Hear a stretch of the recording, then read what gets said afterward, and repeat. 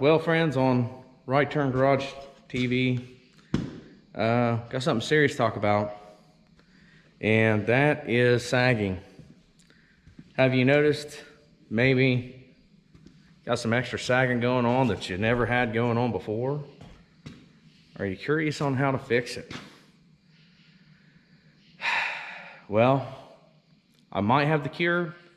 I don't know, I've never done this.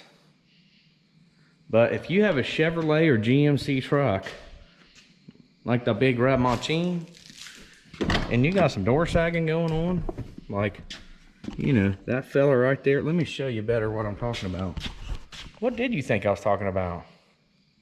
Get your mind out of the gutters. Oh my goodness. So, that critter is busted. See that? That brass ring, she done. So, we're going to replace that top latch. But you know, the only thing holding it back after we remove the top latch is the bottom latch. Is it going to tilt? Is it going to try to flop off? It don't have the middle pivot. All it has is these magical wires, and from everything that I remember, you probably shouldn't hang anything by its wires, if memory serves right. So, I got an idea. Say hello to Mr. Cherry Picker. We're going to extend these boom out. Come here, see it. Come here for just a second. Hold on. Oh, wait, careful. So, what we're going to do here, we're going to raise this. Oh, looky there. There's a magical strap already. You can't see it though. Hold on. Hi. Right here. See? Now, if we hook this to itself, this is my theory. I don't know. I've never done it like this.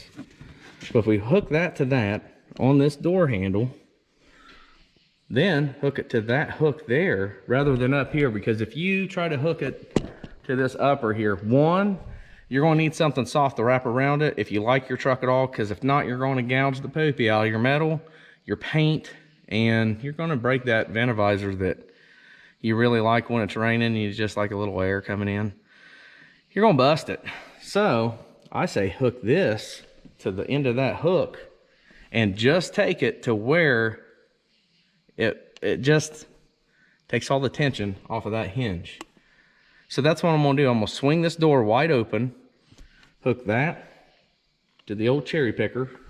I'm not really going to apply any pressure. I just want enough to hold the door open. One, it'll make these bolts easier to get out. I think they're all 13 millimeter, by the way. So, excuse me, COVID. So what I'm going to do is hook that there, and we're going to get some bolts out of there. And hopefully the Amazonian site did me a little bit better. I might actually check it before. You know what? It's right over here. It's nice and coronium. It looks like the right critter, don't it? Is that? Ow! Is that? That looks, yep, yep, maybe. Is it? I don't know. Is it? Is that the right one? Is that the right? Is not. That's not. That looks like a passenger one. Don't it? Doesn't it? Let me see. Hold on. Let me look at this here again. No, there it goes. Like this, and then that bolts there. So that's what the door closed. So that goes this way. I think that's the right one. I mean, it looks half right, and it's chrome. So that makes me feel even more gooder about putting it on. It's got the right number of bolt holes, and I have it, so we're going to try it at least once. And then we'll say, dang it, I got it again. Maybe not. But anyway, I'm going to hook all this stuff up, and we'll see how easy that hinge is. So that took really like 3 seconds to do. Like I say, I don't have a whole lot of tension on it, just enough. And so the first thing we're going to do, we're going to go for that top bolt, I believe. Right. Well, you can't see because that top one you can see real shiny. So we're gonna go for that one with this critter. She's a 13. And ironically, I spun that. I thought I had the wrong size, and I didn't. It was kind of loose. So I don't know if these suckers worked loose over time or what the heck happened, but I'm gonna do this ones. And they're not super duper tight for some reason. I don't know why. It's kind of weird. But let me take out, let's see, it looks like I have 3 bolts there. I'm gonna take out the closest one to me, work my way back, and that's the way we'll install 2. And then it looks like we have a few weird looking bolts here that looks like they're 10. So let me get these bolts out. I'll get these ones, and I'll let you know if I should have did it this way. All right, hopefully it's the easy way though. Well guys, I'm happy to report that that made life pretty darn good. I mean, this had a definitely not factory bolt down here, because I had to take it loose to get this bolt right there. And I'm not really sure why. There's 3 different kinds of bolts in this. You have a 10 millimeter that goes on the inside. There's 2 of them. And you have 3 13 millimeters. And you know what? You can't see them because I got the camera the wrong way. Hold on. So, like I was saying, you have 3 13 millimeters that bolt right here on the inside. You have these 2 10 millimeters. They go right here on the inside. And like I was trying to show you, this one has had some fabrication done to it, because that bolt in the bottom is not factory, I don't believe. There's my bushing that's all busted out and looking good. And this was a factory hinge. That right there is not. That is so strange. It's like it's been welded in. I don't know. That's so weird to me. But anyway, the factory one's stock, so there goes that thing. And that really helped with this big old pick it up thing. So on the new one, we're gonna pry out that hinge. We'll slide him back in the way she was, and hopefully no more saggage, bruh. So we're just gonna put it in the exact opposite way. Oh, one other thing I was gonna tell you. These ones right up here at the top were crazy tight. So, and they're 10 millimeter. So break loose all of your bolts first, because if you don't, you might have a little fun trying to, you know, hold this steady and break a bolt loose, because I almost messed up and did not do that. So thank goodness I thought about it for like 0.2 seconds, and I said, self, because that's what I say to myself when I talk to myself. I said, self, do yourself a favor and don't do that. Just go ahead and break them all loose, and then you ain't gotta worry about it. So that's what I did. It worked. So we're going to throw her back together, and hopefully door saggage, she gone. Guys, I'm happy to report it is in there. I mean, like ragu, she is in there. I would suggest I put in this front bolt. Let me show you that front bolt right there. I put it in just to pull it forward, or pull it in, you know, this way. This one right down here, so I could get the very back one in there, because there is like really no room for sausage fingers type folk like myself. Furthermore, these bad boys I have fallen in love with. Oh my goodness. This is the Icon ratchet wrench, and that sucker is money, baby. They're a little expensive, but they have, look at this. That's a 10 millimeter. That is, I mean, it's got plenty of length on it. And it does the trick. It does her real good. And you're going to be spinning these bolts by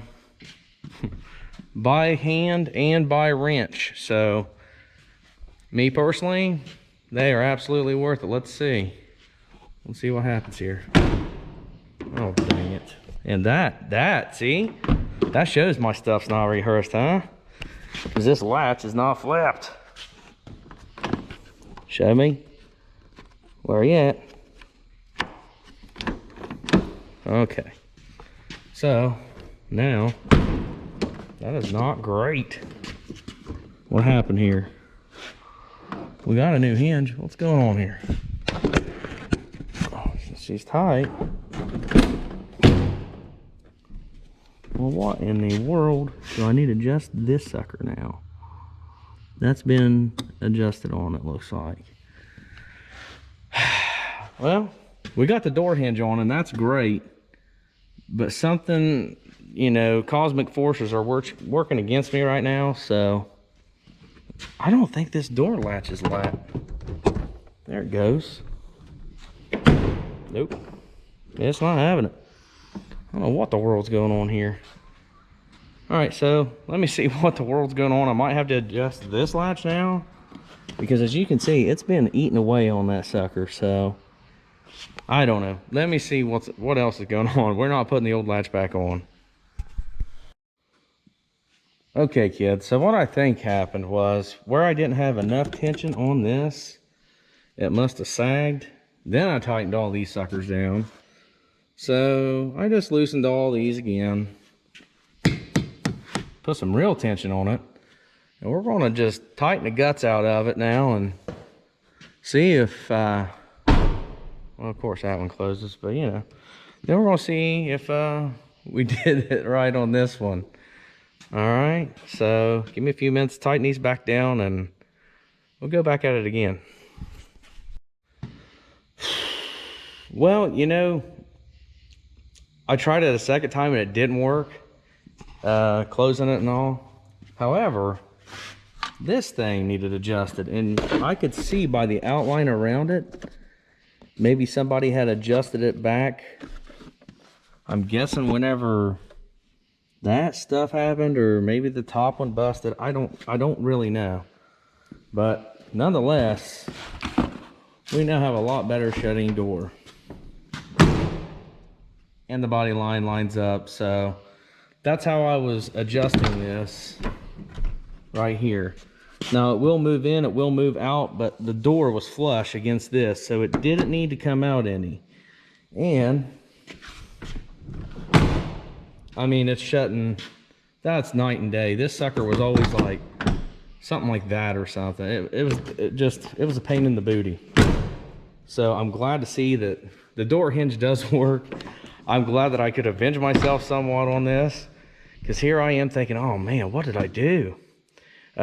So all in all, I'm going to say yes, put some tension on that.